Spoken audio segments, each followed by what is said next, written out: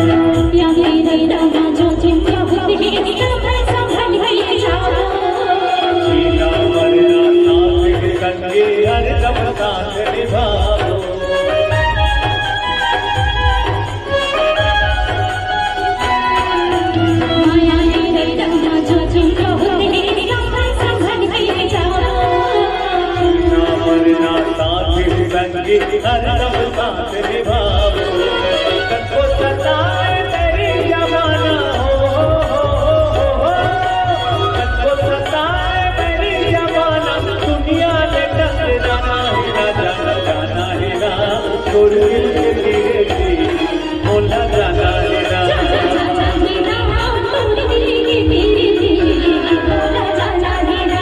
कहूला जाना है महुला जाना है ढोल बजाना है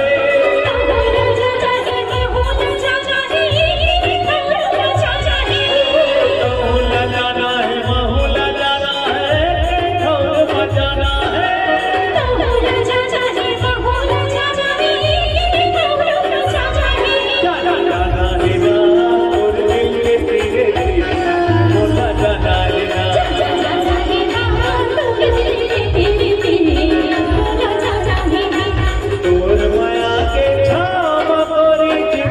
हमें बिताना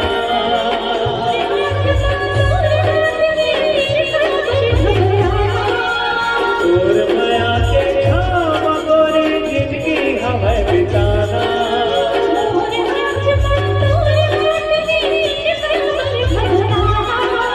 जाना लेना और दिल के धीरे धीरे मोला जाना लेना जाना लेना और दिल के धीरे धीरे मोला जाना लेना जाना लेना और दिल के धीरे धीरे मोला जाना लेना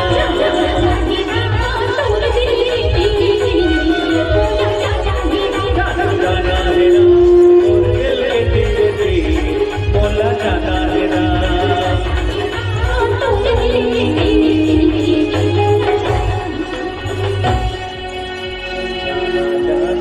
लेना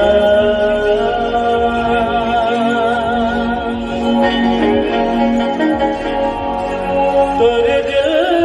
के धीरे धीरे मोला जाना